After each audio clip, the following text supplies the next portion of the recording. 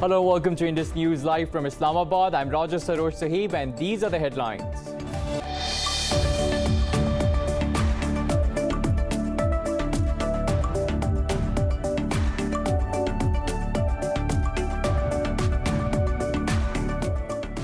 The United States has completed its withdrawal from Afghanistan, ending 20 years of its military presence. In a statement, President Joe Biden said the world will hold the Taliban to its commitment to allow safe passage for those that want to leave Afghanistan. Taliban spokesperson Zabihullah Mujahid says the group wants good relations with the world, including the US. Meanwhile, the Taliban have advanced into Panjshir, capturing the important areas of Hawa Kotal, Ab Kundhara and Doab.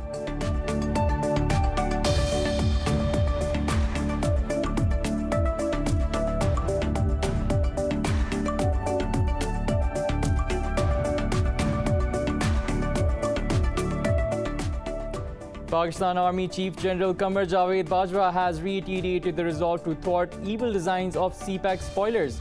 He was speaking to Chinese envoy Nong Rong, who called on him in Rawalpindi. The military's media wing said the two sides discussed regional security, including the developing situation in Afghanistan.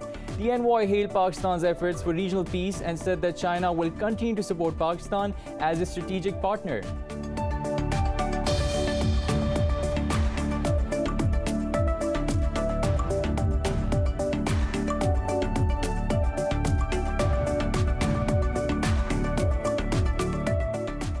Pakistan has called on the international community to differentiate between the spoilers and supporters of peace and stability in Afghanistan.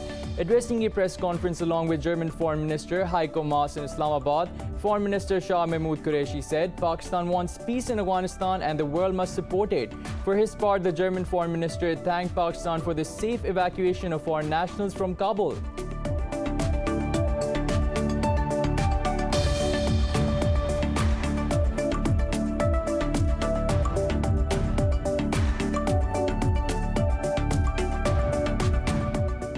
At least 8 people have been wounded in drone strikes on Saudi Arabia's Abha airport. State television reported the attack also damaged a civilian airplane, which was carried out by Houthi rebels in Yemen.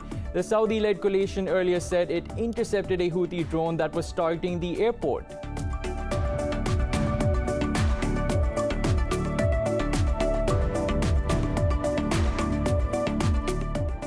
EU Chief Ursula von der Leyen says 70% of adults in the EU are fully vaccinated against COVID-19, hitting an end-of-summer target. The blue set for itself in January. Meanwhile, Israel has reported the country's highest new daily record since January, with more than 10,900 cases as the Delta variant surges. It's time for a short break, and after that we will be back with the details.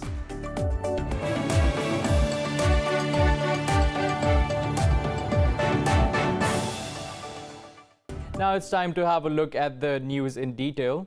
The United States has completed its withdrawal from Afghanistan, ending 20 years of its military presence. President Joe Biden says the world will hold the Taliban to their commitment to allow safe passage for those who want to leave Afghanistan. More in this report. Foreign forces' departure from Afghanistan marks the end of a fraught, chaotic and bloody exit from the years' longest war.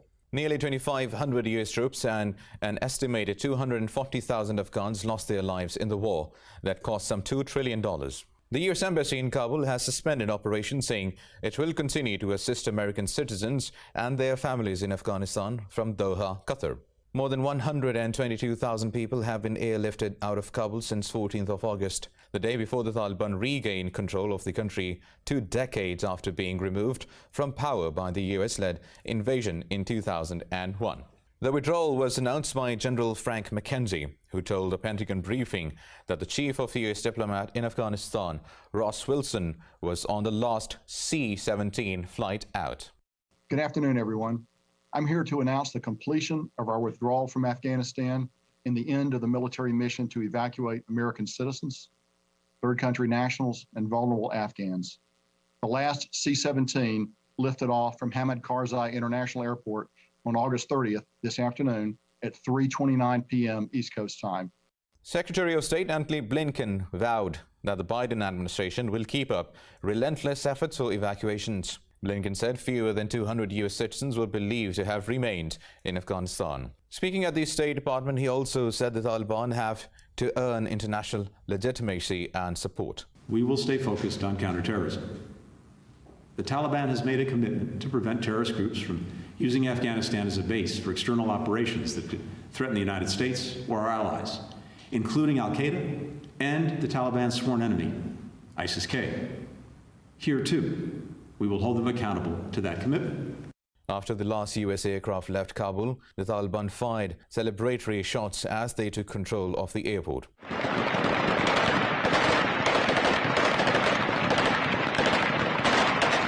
Taliban spokesperson Zabihullah Mujahid said America has been defeated and it did not achieve all its objectives. However, he said the Taliban want good relations with the whole world, including the United States. Shortly before the U.S. withdrawal, the UN Security Council adopted a resolution requiring the Taliban to let people freely leave Afghanistan. But the measure did not include a safe zone mentioned by French President Emmanuel Macron.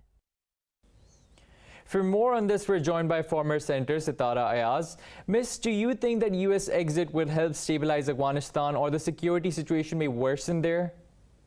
As we are right now, what the Afghan Taliban, what they are saying in their press conferences and their pressers, they are very confident that they can bring peace and make more like they will stabilize Afghanistan.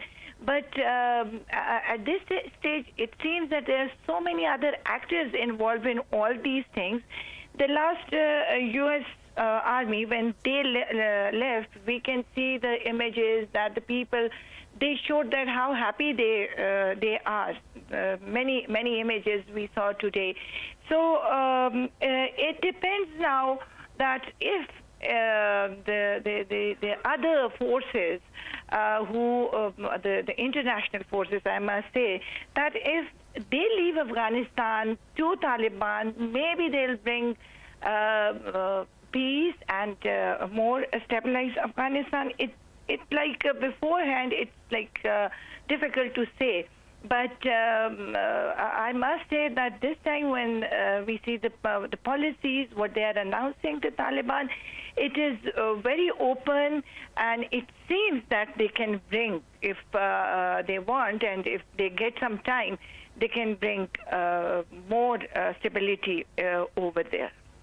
Because right now, if we see that there is only one place where they have some problem, Panjshir, but the Taliban, they are very confident that through dialogues they will solve that problem.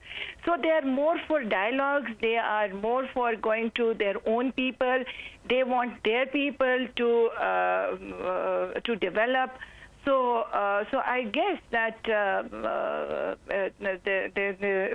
when they leave, the exit will help the Afghan people to think for their future, to make their country for themselves, to develop their country for themselves, instead of looking at the other people and other actors.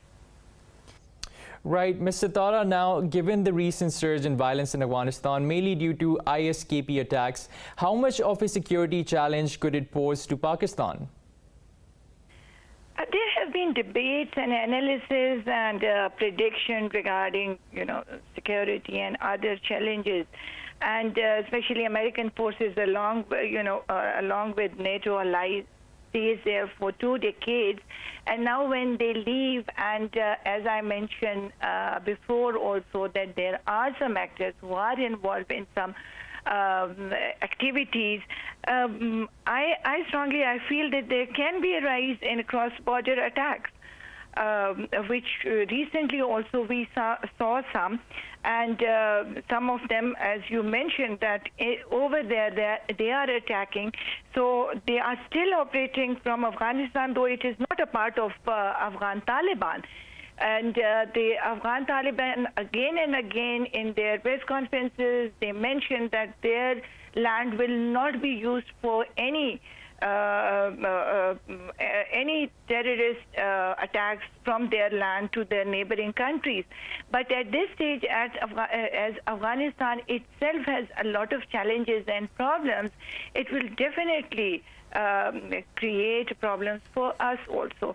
There is mostly like maybe there are refugees also who want to enter Pakistan. So under that cover also we might have more terrorists enter Afghanistan, Pakistan, sorry, and that is going to be a very big challenge for our for us, for the government, and for our agencies. So I think that the situation, if God forbid, if it is worsened in Afghanistan, it will definitely going to impact us. Our people, especially our bordering areas, the tribal belt, the old tribal, now it's a part of KP, but those areas in Balochistan bordering areas, it's going to have impact on us and on our security agencies. All right, Ms. Sitara, Afghanistan's new rulers, the Taliban, have pledged to ensure the rights of women and minorities. Do you think that they will live up to their promise? It seems that this time they are different with different policies, and what I'm hearing again and again, I'll prefer to their press conferences, because they again and again say that we are going to give all their rights, which is in Islam, to the women. One thing in international media also, and all the time we are hearing this thing that minorities and women all the time. I think very clearly they said that the women can come to work, the schools will be open, but for a time being, because of security reasons, they are not letting women to come out from their houses. This is what their representatives in their press conferences mentioned. And I think that we have to give them some time, and let's see what they are now claiming.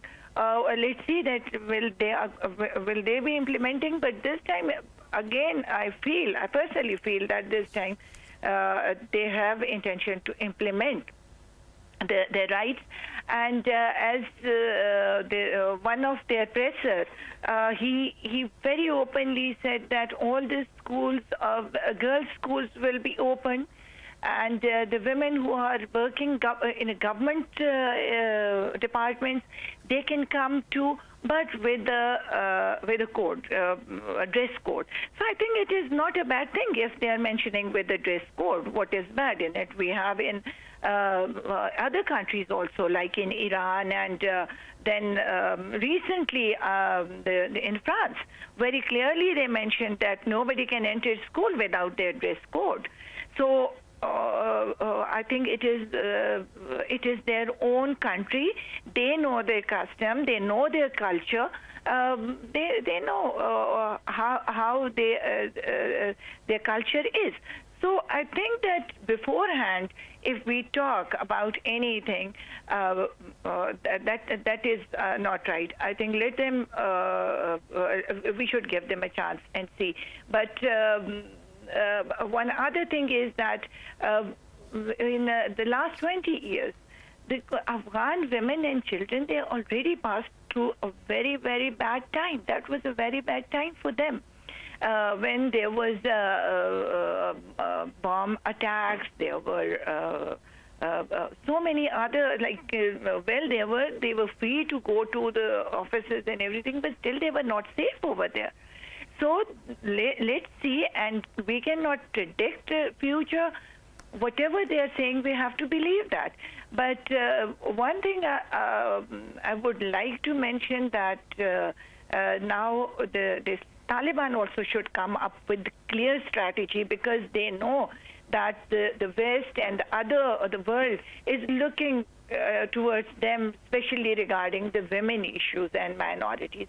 So they also now should come out with very clear strategy, so that the world and everybody should get the answer. All right, Senator, thank you for your time. Moving on, in Afghanistan, the Taliban have advanced into Panjshir Valley, capturing the important areas of Kabak, Kotal, Upkundra and Doab. This comes hours after 8 Taliban were killed during clashes with militia fighters in the region.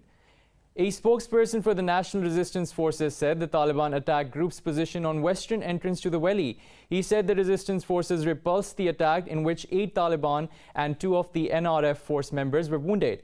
In another development, France says the Taliban are in talks with Qatar and Turkey about the security and management of Kabul airport. Foreign Minister Jean-Yves Le Drian said people who want to leave Afghanistan can do so using commercial flights. Le Drian said Paris must continue to put pressure on the Taliban but is not negotiating with them.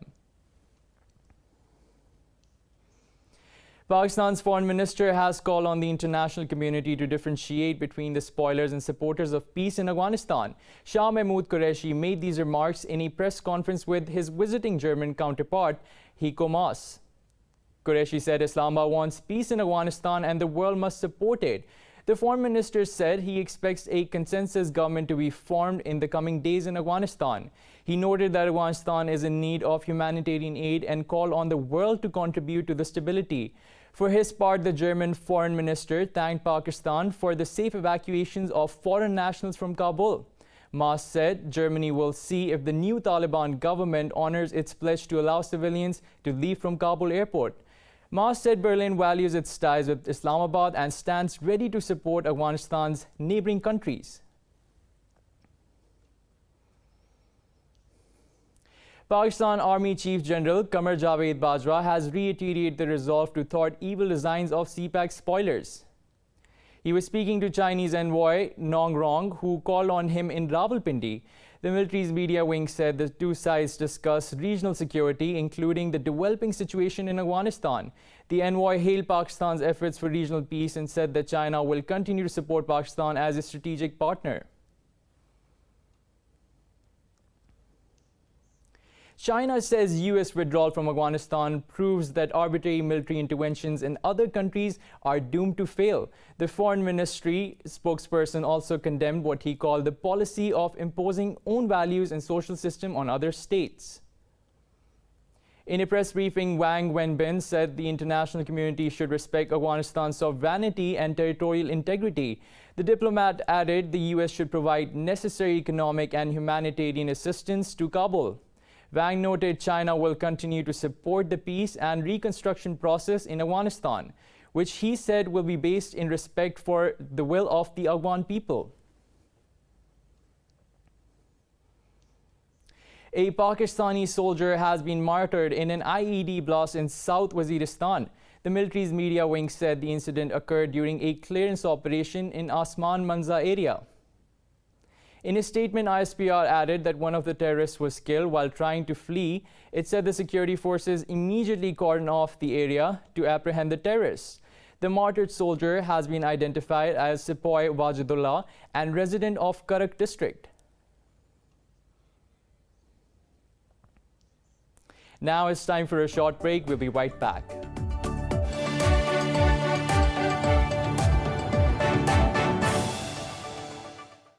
Welcome back. At least 8 people have been wounded in drone strikes on Saudi Arabia's Abha airport. State television reported the attack also damaged a civilian airplane which was carried out by Houthi rebels in Yemen. The Saudi-led coalition earlier said it intercepted a Houthi drone that was targeting the airport. The Houthis did not claim responsibility for the attack, but the group regularly fires drones and missiles into Saudi Arabia. Separately, the Yemeni army claimed to have killed at least 23 Houthi rebels during clashes in Marib province. The region is the last stronghold of the Yemeni government in the north. Iran says its direct talks with Saudi Arabia are expected to resume soon after the new government is set up in Tehran. The country's foreign minister, Hossein Amir Abdullahian, made the remarks during an interview with the state media. Amir Abdullahian says he spoke to his Saudi counterpart at the Baghdad summit about the resumption of talks. Earlier, Iran's envoy to Baghdad also confirmed that a 4th round of talks with Saudi officials will be held soon. The two regional rivals began secret talks hosted by Iraq in April. Israeli soldiers injured 6 Palestinians, including one who suffered life-threatening wounds in the Khan Yunis city of the besieged Gaza Strip. The Palestinian Health Ministry said the soldiers stationed across the perimeter fence shot 3 Palestinians with live fire. Meanwhile, in West Bank city of Nablus as well, Israeli army injured dozens of Palestinians in a raid on a village. Palestinian media said at least 12 Israeli military soldiers' armored vehicles invaded the village after isolating it. The occupation forces arrested at least a dozen Palestinians in raids on several cities of the West Bank.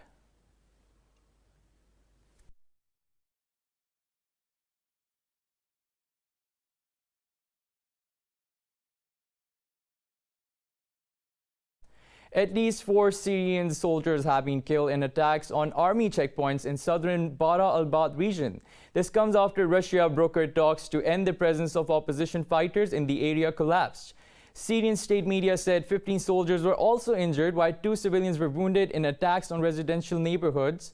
It reported that attackers used rockets, mortar shells, machine guns, and snipers in their raids. The media said Syrian army responded to the raid and targeted attackers' missile launchers in several areas. The opposition forces blamed the regime for the escalation, saying troops were pressing an offensive to force insurgents to surrender.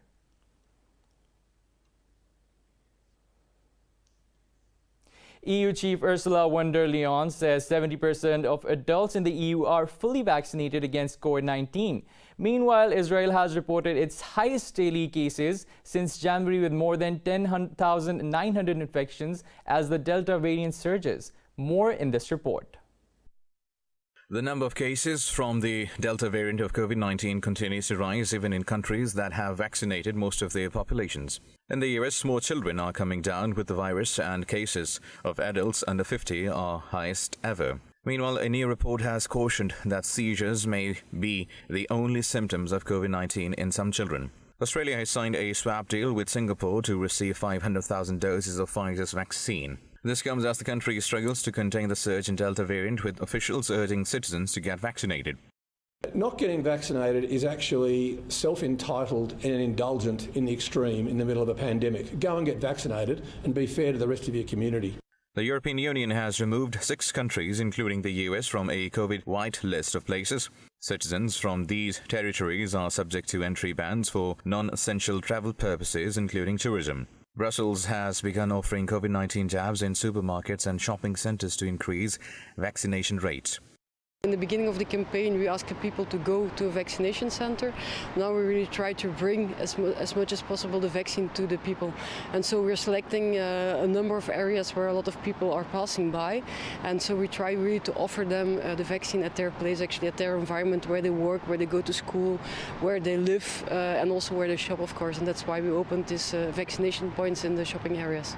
In Japan, the health minister says it is highly likely that foreign matter found in Moderna vaccine were caused when needles were struck into the vials. Some Moderna shots were temporarily halted in the southern prefecture of Okinawa after foreign materials were discovered in vials and syringes. The health ministry says needles may have been incorrectly inserted into vials, breaking off bits of the rubber stopper.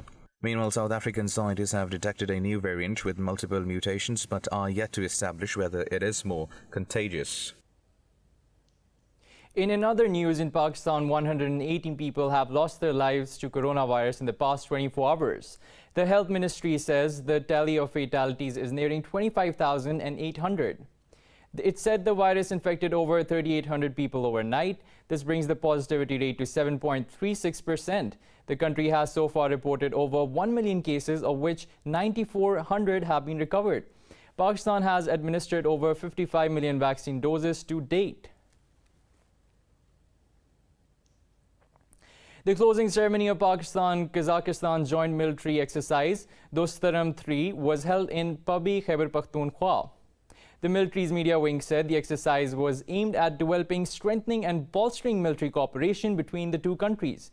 It said the exercise focused on cooperation, interoperability, quick decision making and swift action at tactical level. It added that the exercise further reinforced the mutual cooperation and understanding between the two states to effectively counter threats.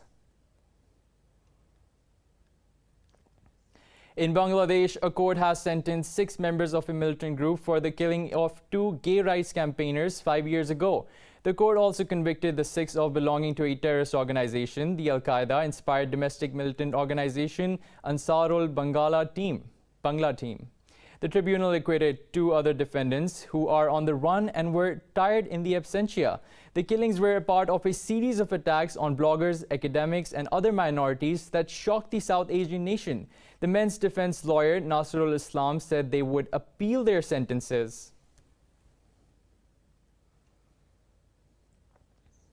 The number of hate crimes in the U.S. rose last year to the highest level in more than a decade. The Federal Investigation Agency reported the increase was driven by a rise in assaults against Black and Asians. The FBI said 7,759 hate crimes were reported across the country in the past year. The data was collected from over 15,000 law enforcement in the U.S. This is a 6% increase over 2019 and the highest tally since 2008. The report says that offenses targeting Black people rose to 2,755 from last year's 1,930, while incidents against Asians jumped to 274 from 158. Meanwhile, the country's Justice Department has warned about the rising security threat of white supremacist groups. The UN Security Council has unanimously adopted a resolution wronging sanctions against Mali for another year.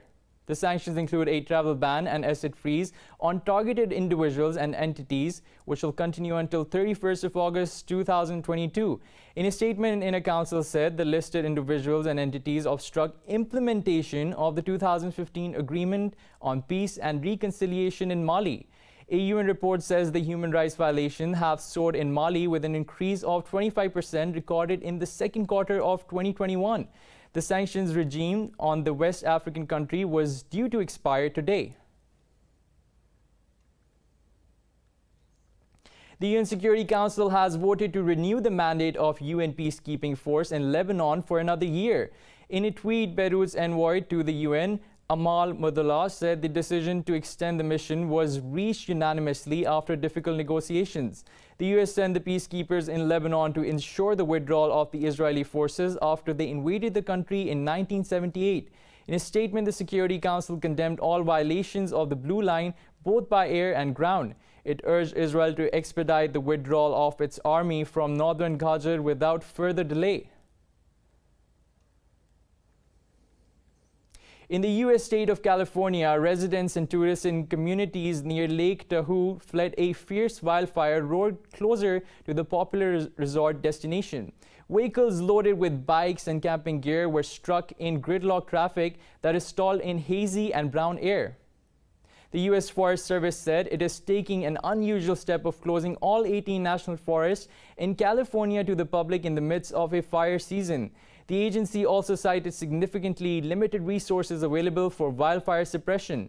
Given the scores of large blazes burning in the state, more than 6,800 wildfires have blackened an estimated 1.7 million acres within California alone this season.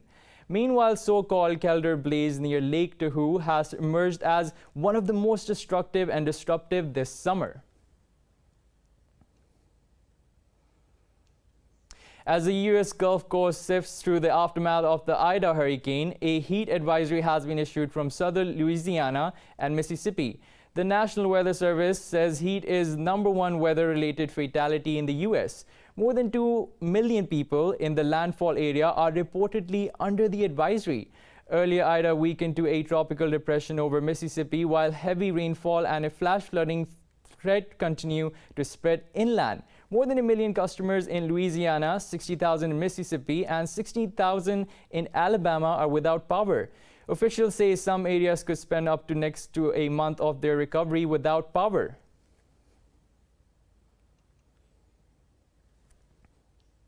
It's time for a short break. We'll be right back.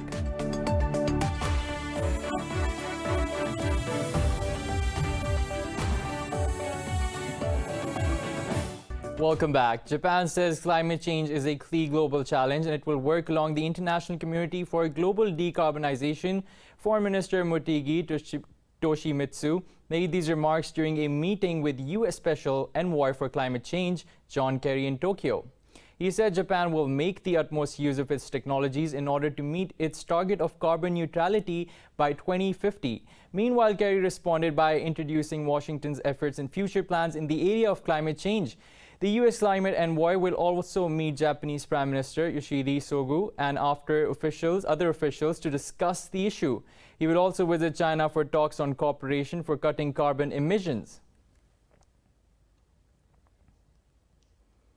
24 years have passed since Diana, Princess of Wales, died in a car crash in Paris. A group of her fans gathered outside Kensington Palace and created a temporary shrine to pay tribute to her death anniversary. More in this report.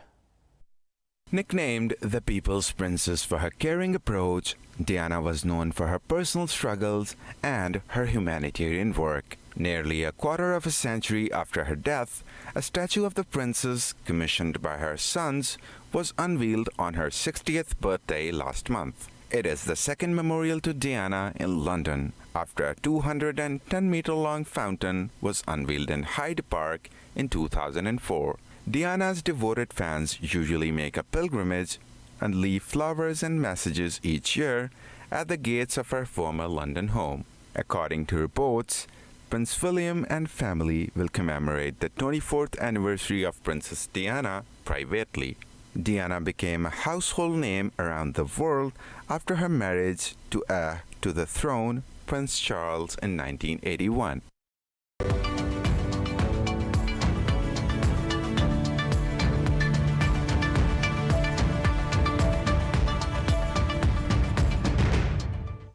The Wall Street stocks have dropped following the Federal Reserve's dovish stance on its massive asset purchases.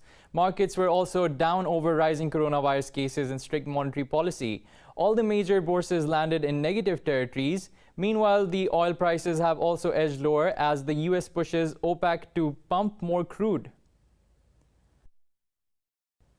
That's all with the details and the bulletin. For the latest updates, you can follow us on social media at indus.news.